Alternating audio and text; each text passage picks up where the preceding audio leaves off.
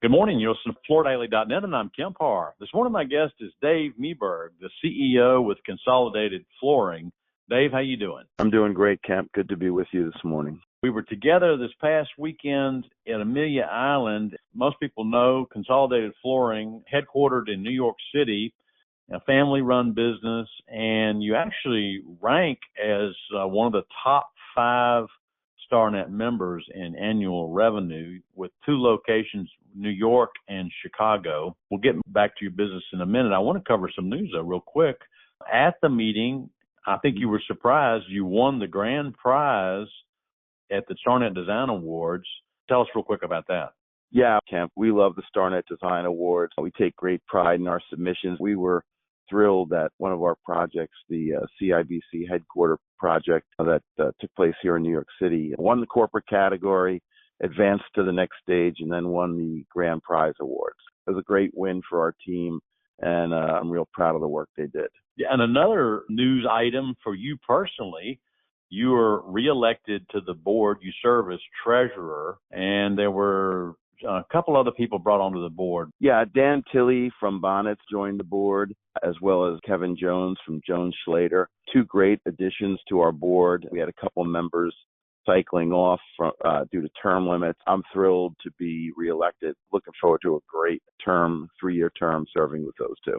Okay, great. So let's get back to your day job and your business. Tell us, how is business? Business is holding. You know, in the Northeast here, the mantra, I think, in the commercial construction industry is survive till 25. You know, market demand, at least in the corporate segment, continues to struggle a little bit. But, you know, we're expanding our reach into other markets that we play in. We're hitting all our marks. We're hitting our budgets. And that's what we're looking to do. We don't see a big growth year in the Northeast, but if we can hold level, we'll be thrilled with that.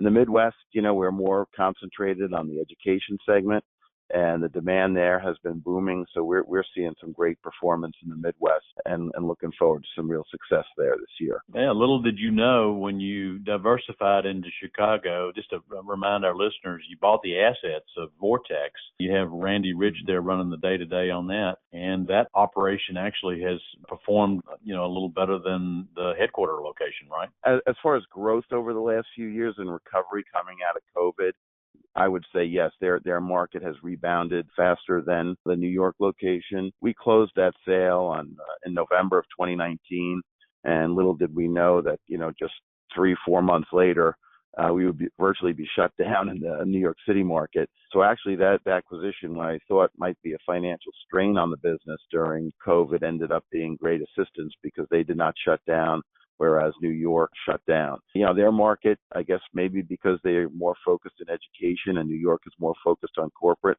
has certainly rebounded quicker. But New York continues to be our flagship and continues to be home to where we do the highest amount of volume. Let's talk about, you did LaGuardia Airport. That was a major project. You often are awarded those big projects. You've got to kind of fill in between those big ones. You also did another airport up in New York, didn't you? Well, we're in the process right now of bidding a significant amount of work at JFK. Right. You know, the infrastructure work is mostly underway there right now. They're expecting, I think, about $50 billion worth of construction over the next 6 to 7 year period, building really 3 new terminals. So that bid process is just underway right now, and something we're engaged in.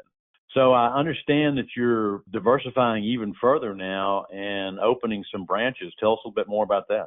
Yeah, Kemp, over the course of the last 6 to 8 months, we have been flying a flag down in Texas, down the San Antonio market, developing the capabilities down there to perform some work. We've also opened up a branch location in Indianapolis, Indiana. Those 2 operations are just starting to get up and running. We're real excited about that. Today, we're announcing to our team the hiring of Phil Enck. Phil is an industry veteran, has worked most recently for Milliken in the industry, but prior to that, J&J and Constantine.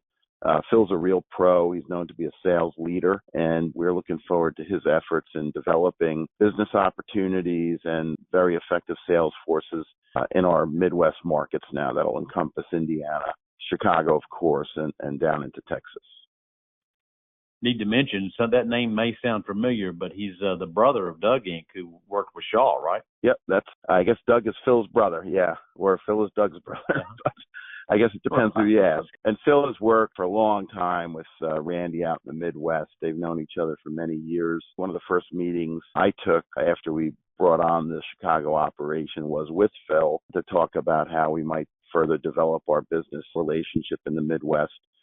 We happened to be out in Indianapolis at a Starnet conference, and I had dinner with Phil. You know, things over time just evolved, and it worked out to the point where he'd gotten out of the industry for a little bit, but feels like he wants to come back, get back in the flooring world, and joining up with us, I believe in a week or two will be his official start. Okay. And on the technical side, you're also building on a relationship with Tom Cartmel, right? Yeah, actually, Tom came on board a couple months ago. It was ironic. You know, as you know, I was saddled earlier this winter with an injury and was working out of my home office and was introduced to Tom. Tom was also going through an injury at the time. He was about to have a knee replacement. So as we were convalescing together, we were forming the makings of the Indianapolis branch. So he was the main impetus for that branch opening up. He had reached out to us and expressed a desire to come on board and help us open up out there.